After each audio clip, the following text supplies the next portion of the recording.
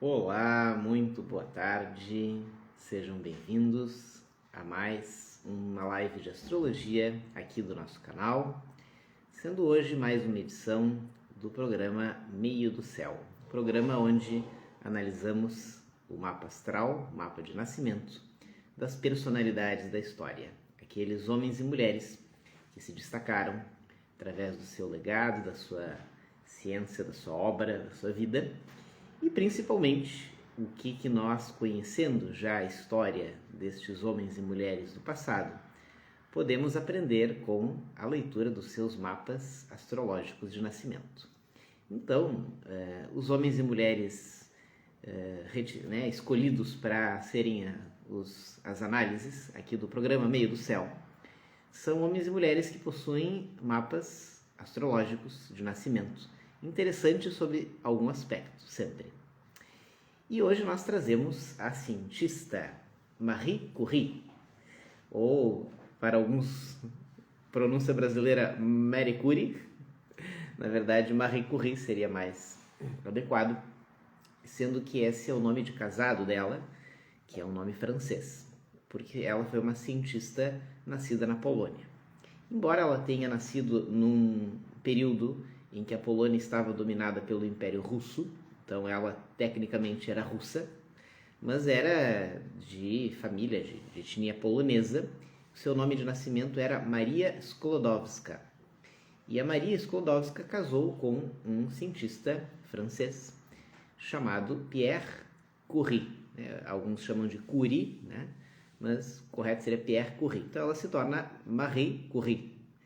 Ela vai para a França, para Paris, e esse cientista, o Pierre Curie, é um cara genial, muito bem situado no meio da física e da química, e ela rapidamente se integra ao trabalho do marido, também ela é pesquisadora, e passa a se destacar junto, ombro a ombro, no trabalho dele. Entendam vocês que estamos falando, ela nasceu em 1867, então estamos falando de século XIX.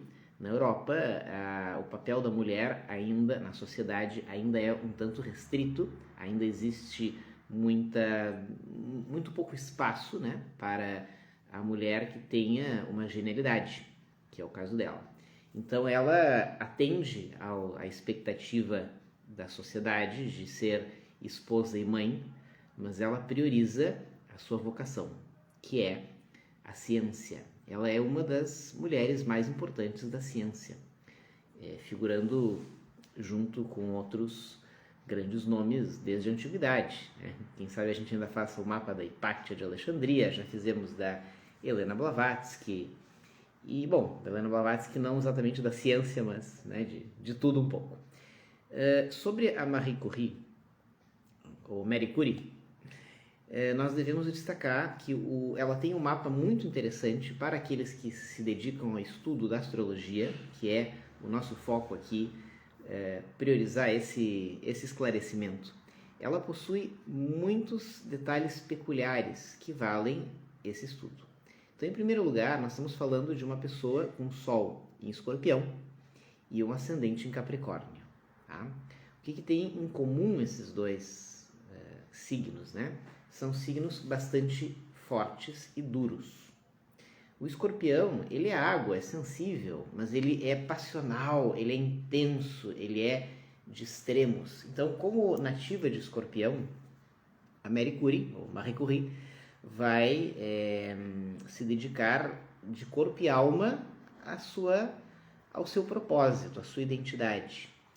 E devido ao ascendente Capricórnio, ela vai buscar essa sua identidade numa claríssima mentalidade prática. Então, o ascendente Capricórnio, ele precisa de objetividade, ele precisa de eficácia, de coisas pragmáticas. E o Escorpião, a gente falou já mais de uma live, de um momento, né? Ele é 880, ele vive intensamente com a sua emoção intensa, ele vive intensamente tudo. E é normal que um nativo de Escorpião, a gente vai ver com o seu Sol bem posicionado, com algumas ressalvas, ela vai se dedicar, vai se entregar a algo que lhe dê um sentido, lhe dê um propósito para a vida como um todo. Então nós vamos encontrar esse posicionamento do Sol, né, que é a identidade primeira, é um pouco contraditório. Esse Sol ele participa de um grande trígono. Vamos explicar. Um grande trígono é quando, ao nascimento, uma pessoa dispõe, no seu mapa astral, de 3 trígonos, né? Ou seja, um triângulo equilátero perfeito, ou quase perfeito, em termos de graus, e esse triângulo inclui 3 planetas, podendo ser Sol e Lua também. No caso da Marie Curie, nós temos o Sol, a Lua e o planeta Urano, formando um grande trígono. Então a primeira coisa que salta aos olhos quando a gente olha o mapa é, salta aquele grande trígono envolvendo Sol e Lua. Os 2 luminares, os 2 pontos iniciais de entendimento daquela personalidade estão formando um grande trígono, ou seja, um triplo trígono. Ou seja, a personalidade dela, desde o cerne, corpo e alma, espírito, emoção, razão, tudo, né? Sol e Lua, estão no melhor aspecto, no mais harmônico possível com Urano, que é o planeta da criatividade, dos inventores, dos descobridores. Lembra quem é que era super uraniano, aqui dos nossas análises? Thomas Edison, Napoleão, e outros artistas e cientistas que são muito uranianos, no sentido de trazer algo novo, Mozart, né? Então nós temos Urano como um destaque importante, né, do mapa dela, porque forma um grande trígono com Sol e Lua. Então isso já destaca.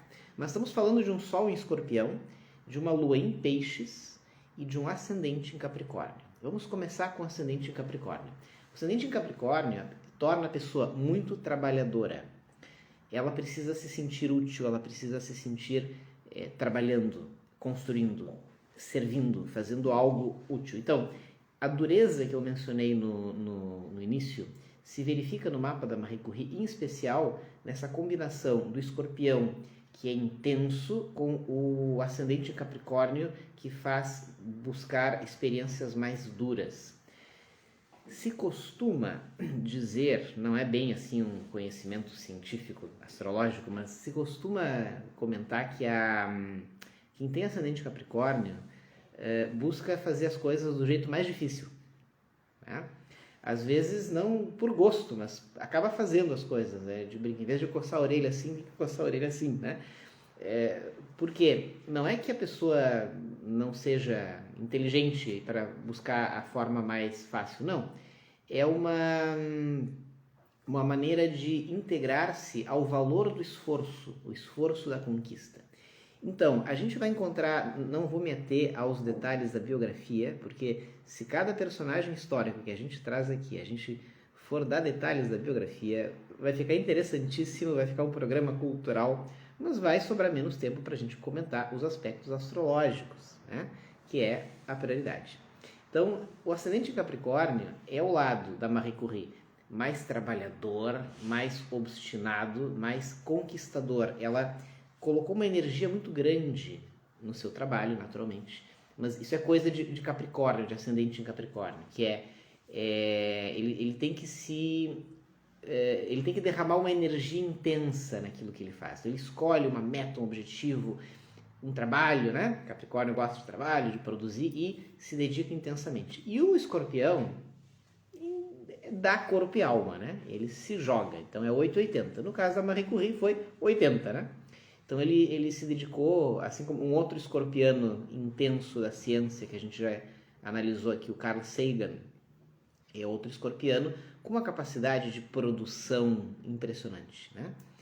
E no caso da Marie Curie, essa capacidade de produção, ela, através do signo de Capricórnio, do ascendente, vai buscar uma via científica. Onde entra a ciência no mapa da Marie Curie? Mentalidade prática, pragmática, objetiva, racional do ascendente Capricórnio. Então, isso vai ser o primeiro aspecto que puxa dela a necessidade de ser racional, objetiva, prática, e isso vai puxá-la para a ciência. Com esse mapa, ela já se afasta do estereótipo comum da mulher da sua época, que é a dona de casa, a companheira secundária de algum marido. Não, ela vai ser literalmente escorpião, ela vai fazer questão de deixar claro o seu lugar e o seu papel. Capricórnio, que seja um papel e um lugar produtivo e útil. Então ela não ia ficar secundária de ninguém. E ela encontrou um cientista muito interessante, que é o Pierre Curie, que dá espaço para ela, que é uma coisa que não é comum no seu tempo. Ela encontra um marido que enxerga a genialidade dela e trabalha com ela, e chama para trabalhar, e permite que ela brilhe ao lado dele. Então, e isso tem muito mérito também. Então, eles trabalharam juntos e ganharam prêmios Nobel juntos. Né? E só para título de importância histórica, a Marie Curie foi a primeira mulher que ganhou o prêmio Nobel, a única mulher e a primeira pessoa que ganhou 2. Deixa eu só ver se para não falar bobagem, né? Ela, primeira mulher a ganhar o prêmio Nobel e a primeira pessoa e a única mulher a ganhá-lo 2 vezes. 2 vezes porque ela, no seu trabalho, chegou à descoberta genial na física em 1903, se eu não me engano, isso. E depois ela continua trabalhando genialmente junto com o marido e ganha em 1911 o Prêmio Nobel de Química. Tá?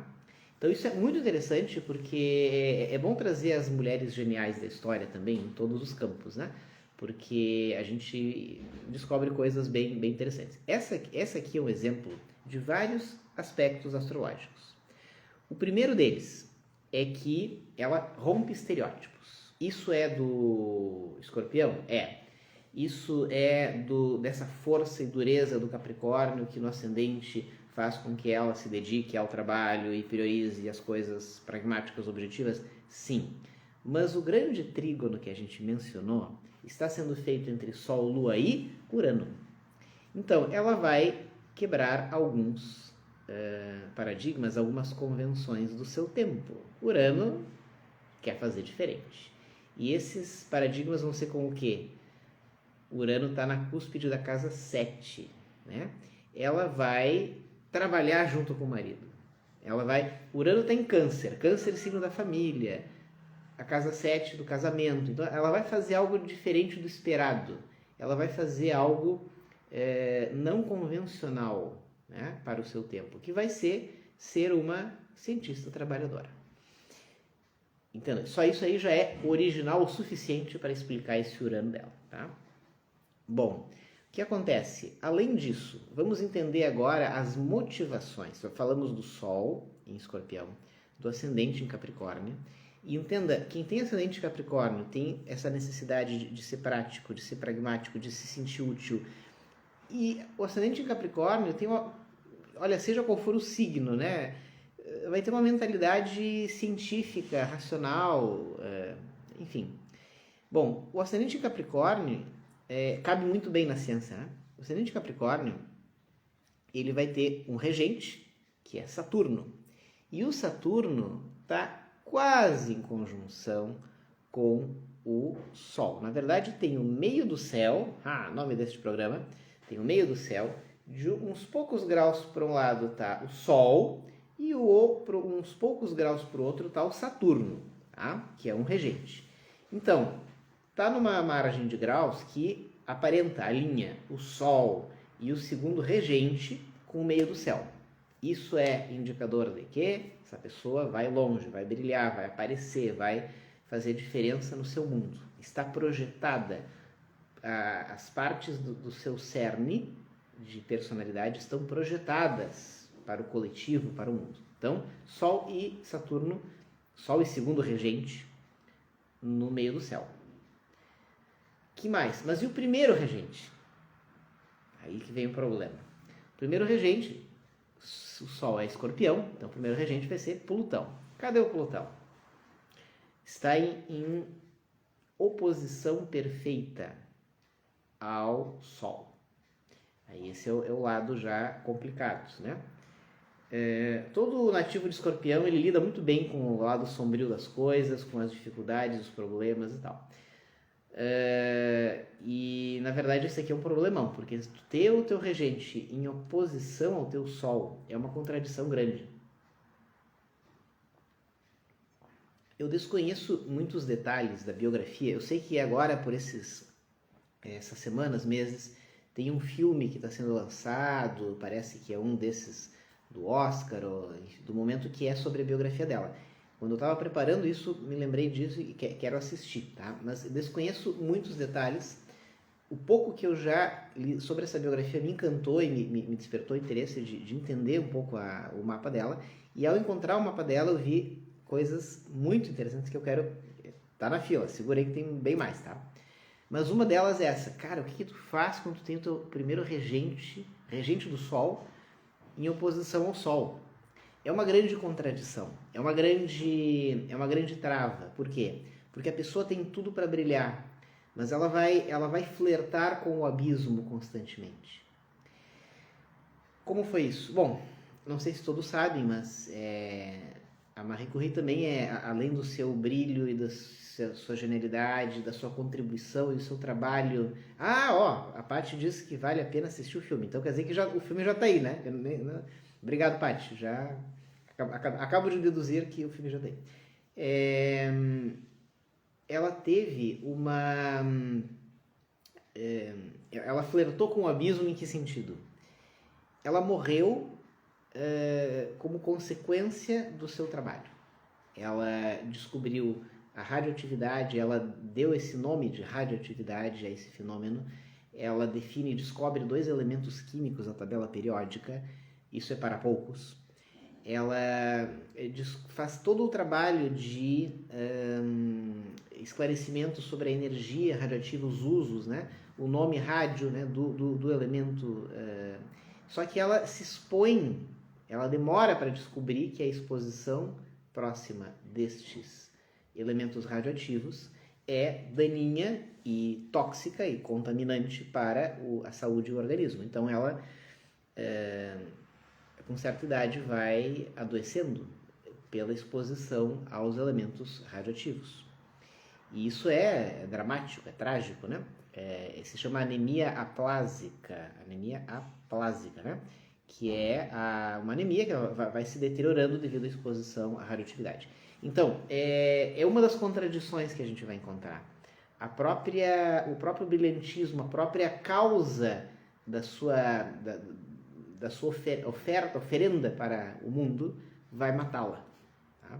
Então isso não só é muito escorpiano, como também é muito plutoniano, né? Porque é o Plutão que está como regente se opondo ao Sol. Então ela ia mexer com o que ia matá-la. Bom, em contrapartida, nós temos uma outra posição que é importante para entendê-la.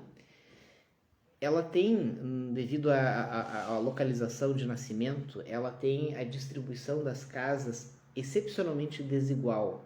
A distribuição desigual, ou seja, ela tem algumas casas bem estreitas e outras bem largas.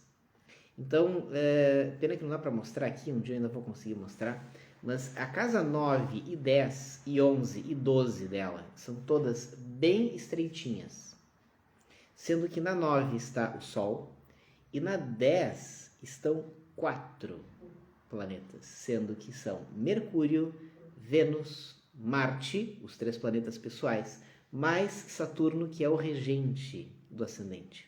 Então ela tem a personalidade dela, a composição toda concentrada, os planetas que definem essa personalidade, toda concentrada na casa do trabalho, da carreira. Então, essa é uma pessoa que nasceu para trabalhar, para brilhar, para se destacar, para oferecer ao mundo algo novo e melhor e grandioso através do trabalho. Entendam que isso está alinhado com o ascendente Capricórnio. Então, esse ascendente Capricórnio vai às nuvens, porque a personalidade dela está toda afinada com a natureza capricorniana da casa 10, que é a casa do trabalho e carreira. Então, a vida dela, ela vai ser reconhecida pelo quê? Pela sua dedicação e contribuição ao seu trabalho. O seu trabalho é ciência por quê? Porque a sua mente é racional e pragmática. É a mente, embora seja um Mercúrio em Sagitário, já vamos falar disso, ela tem essa força toda no elemento Saturno, Capricórnio, casa 10. Tá? Então isso é muito importante da gente entender por que ela foi tão dedicada, tão se derramou, né? Aí tu pensa, puxa, mas que idealismo, né? Porque é algo que acabou matando-a. Mas ela, do início ao fim, ela não duvidou e se entregou a uma causa, que era a ciência. Então, duas coisas muito importantes para a gente entender a Marie Curie. Essa dedicação à causa é típica de um idealismo alinhado com o quê? Casa 9. A casa 9 é a casa onde está o sol dela. Então, o ego, a essência da vida dela vai se dar através de alguma causa. Quem tem sol na 9 precisa encontrar uma causa para servir. Casa 9 é a casa dos ideais filosóficos. Então, qual o ideal filosófico dela? Qual a busca, a razão, o propósito? Palavra tão em voga hoje, né? A ciência. Por que a ciência? Porque é o ascendente Capricórnio. Como ela se portou frente a isso? Entrega total, Escorpião. Isso acabou detonando ela, sim, Plutão em oposição ao Sol. Mas ela foi até o fim. Outra coisa muito importante. O Sol está na 9. Ela tem que ter uma causa para entregar vida. E o resto da personalidade está na 10. Como que ela vai fazer essa entrega? Trabalho, trabalho, trabalho. Do início até o fim da vida. Tá? Já começamos a entender a pessoa. Outra coisa. Ela vai revelar ao mundo coisas desconhecidas, ocultas, ignoradas. Onde está o nó do norte, a vocação, o norte da vida dela? Casa 8, a casa das coisas ocultas, ignoradas e que vêm à tona e que são reveladas. Qual é que é o Deus do submundo que traz das profundezas o que vai ser revelado? Plutão. É o primeiro regente dela. Então é uma pessoa muito alinhada com essa missão. Encontramos porque ela foi para a ciência, encontramos porque que ela foi trabalhar com descobertas, encontramos no Urano dela a originalidade, o elemento inventor, criativo. Tá? Encontramos o brilhantismo, né? A boa estrela dela no grande trígono, Sol, Lua e Urano. E encontramos a projeção para o estrelato, para ser muito conhecida, para fazer a diferença no seu meio, através de Sol e regente no meio do céu. Tá? O meio do céu, naturalmente, é no mesmo signo do Sol dela, que é Escorpião. Então, até aqui, anotaram a placa? Sol em Escorpião, ascendente Capricórnio. Sol na casa 9, meio do céu em Escorpião. Stellium de planetas na casa 10, próximos do meio do céu. Planetas da personalidade, os 3 planetas pessoais, todos ali concentrados, casa 10. O que faltou? Lua. Lua, olha só aqui, parece contradição, mas eu trouxe esse exemplo aqui para vocês verem que não é contraditório, é só original. A Lua em Peixes. Puxa, mas uma cientista com Lua em Peixes, sim. Por isso que é um exemplo interessante. A Lua em Peixes deixa a pessoa romântica, sonhadora, suave, emotiva, poeta, muito mais para artista, correto. Só que essa Lua em Peixes também ativa algo de intuição. E nós sabemos que na ciência, muitos dos grandes cientistas e descobridores são, antes que tudo, pessoas muito intuitivas, pessoas que têm a mente aberta para captar as grandes ideias, que tem a mente aberta para captar as necessidades do seu tempo e buscar soluções e buscar caminhos para isso. Então, é muito interessante que a lua dela seja em peixes, porque, em primeiro lugar, Escorpião é durão, Capricórnio também. Tem que ter uma lua em peixes para dar uma maciada, porque afinal é uma senhora, né? Então, é uma senhora com gênio temperamental, mas que tem um coração suave. Então, ela também vai se dispor a ser mãe, a ser esposa e a sonhar. O bom cientista tem uma boa dose de sonho, é uma boa dose de enxergar, visualizar o que ainda não veio, né? Captar o futuro, sonhar, né? O Walt Disney, uma dessas a gente vai fazer o mapa do Walt Disney, né? O Walt Disney que diz que se tu é capaz de sonhar, tu é capaz de realizar. O sonho não é um devaneio, o sonho é uma prévia, uma predisposição para as grandes conquistas e para as grandes coisas que a gente alcança. Então, isso só para vocês entenderem que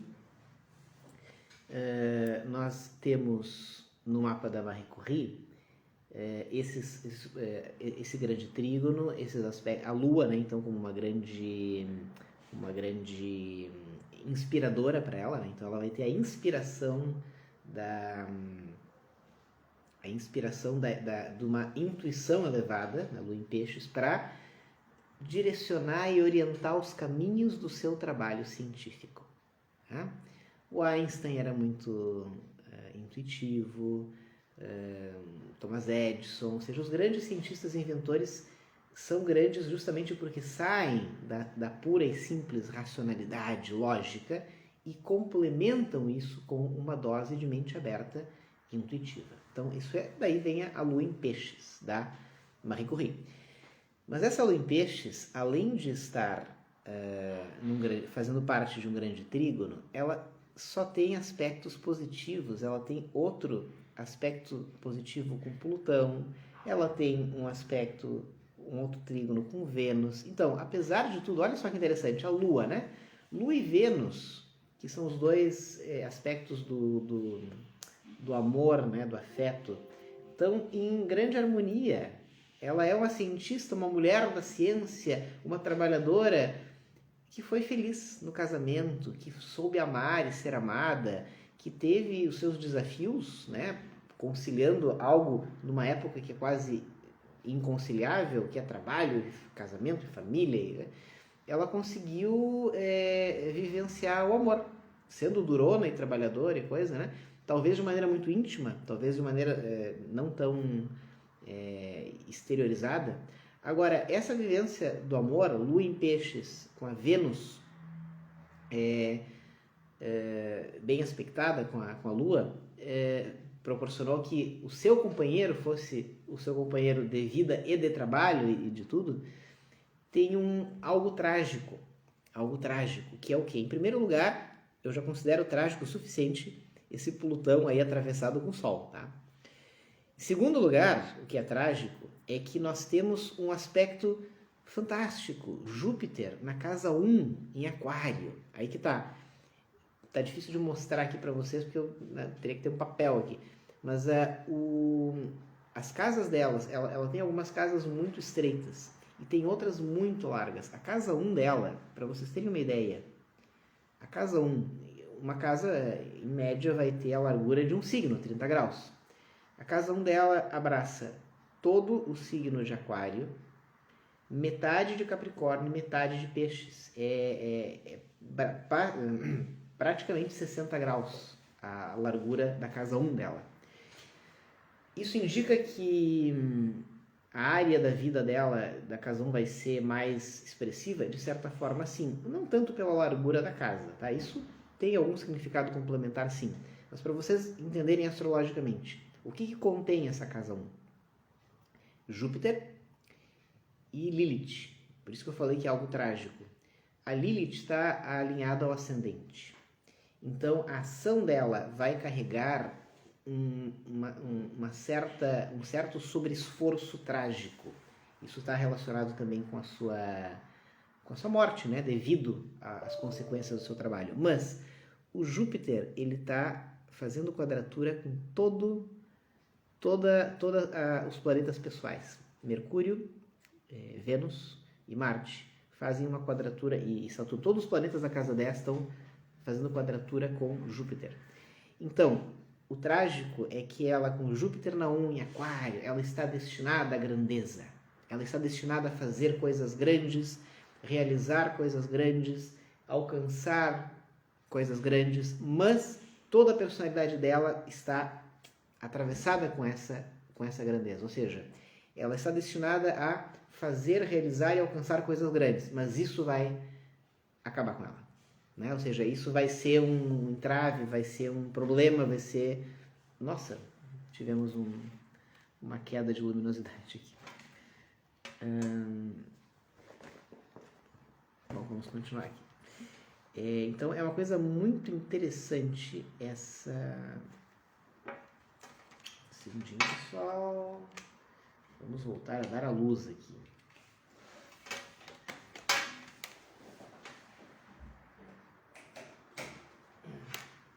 Atenção, atenção. Voltamos à luz. Ela está destinada à grandeza, mas a grandeza termina por matá-la. Então isso é a contradição dos planetas pessoais, todos organizados numa quadratura múltipla com Júpiter. Então o mesmo aspecto que vai projetá-la para o estrelato também vai matá-la, né? vai destruí-la. Bom, eu fui breve, porque são aspectos astrológicos peculiares bem objetivos, bem diretos. A ideia não é trazer grandes elementos biográficos, mas... Então, só resumindo aí, né, os pontos peculiares e muito especiais que podemos encontrar no mapa da Marie Curie são os indicadores de inclinação para a ciência, são os indicadores de uma entrega total, de uma causa nobre e avançada que é a ciência, e os indicadores de projeção, não digo de fama, tá? Mas de uma ação relevante que faça diferença no seu tempo. É isso que na astrologia a gente entende melhor como é vago, superficial e, digamos assim, secundário esse negócio de fama. Porque a gente não estuda mapa de famosos. A fama é um detalhe. Agora, de pessoas que fizeram a relevância, que fizeram a diferença, que deixaram algum legado. E no caso de muitos dos que a gente estuda aqui, a fama é um detalhe que vem, ou às vezes não vem tão diretamente, mas que o próprio Thomas Edison, né? Ele ficou conhecido depois pela infinidade de patentes e invenções. Ele não foi uma estrelinha no seu tempo, né? Ele ficou muito conhecido, mas o ponto forte foi o legado direto dele. Então, a Marie Curie também vai ser algo parecido, porque ela vai ser muito conhecida, respeitada, criticada por ser mulher e pelas implicâncias do seu tempo no meio científico. Né? E a sua fama vai ser uma consequência posterior que vai ser um espanto que uma mulher ganhe um prêmio científico, porque se tinha um preconceito de que as mulheres não serviam para a ciência, que era uma ignorância completa, e ela vai quebrar esse preconceito, né? Mostrando que qualquer mulher pode ser tão cientista quanto qualquer homem. E ela simplesmente desenvolveu os seus potenciais. Como eu costumo conversar aqui com o pessoal da produção, né? Ela transformou seus potenciais em realidade. Ela soube pegar isso que a gente está vendo no mapa, de potenciais, e transformar isso em realidade. E soube fazer isso porque aproveitou as oportunidades que o mapa indica. Então, para fechar hoje, um exemplo moral que a gente pode colher do mapa astral da Marie Curie é exatamente que todos nós nascemos com muitos potenciais, mas nem todos nós nos dedicamos a conhecê-los e a desenvolvê-los. Nem todos nós, de posse desses potenciais, utilizamos tudo que é possível utilizá-lo. Então, o meu intento, através do ensino e da prática da astrologia, é ajudar as pessoas a conhecerem melhor os seus potenciais e a transformá-los em realidade. Isso diz respeito à vocação de cada um? Sim. À identidade de cada um, conhecer-se melhor em profundidade? Sim. E a transformar isso em ações, em atos, em realidade. Qual o propósito da tua vida? Para que serve a tua existência? A tua existência não serve apenas para a tua simples sobrevivência. A tua existência pode servir para coisas fantásticas, e porque todos nascemos com potenciais. Agora, como que tu vais transformar isso numa realidade? Bom, aí nisso a astrologia pode te ajudar. E, em especial, dentro da astrologia, há o conhecimento das técnicas de interpretação de mapa astral. Então, espero ter deixado vocês curiosos com o exemplo dessa grande cientista, Marie Curie, a qual as gerações posteriores são muito gratos, a sua espécie de sacrifício, de martírio, né, que se fala, né, o mártir da ciência, e muita coisa do mundo moderno é possível hoje graças ao desenvolvimento do que ela descobriu, iniciou e abriu. Então, a sua mente aberta também pode abrir muitos caminhos na ciência. Então, dentro dessa visão astrológica, fica a dica: venha aprender astrologia. Quem não fez o seu mapa astral, venha fazer o seu mapa astral. E mais ainda, venha aprender a fazer mapa astral. Venha aprender a interpretar. Porque afinal, o melhor astrólogo do mundo para interpretar o teu mapa astral é tu mesmo. Só falta tu aprender. E para aprender, conte comigo. Foi um privilégio ter estado com vocês. Nos encontramos amanhã em mais uma live e continue acompanhando a nossa programação. Um grande abraço e até a próxima.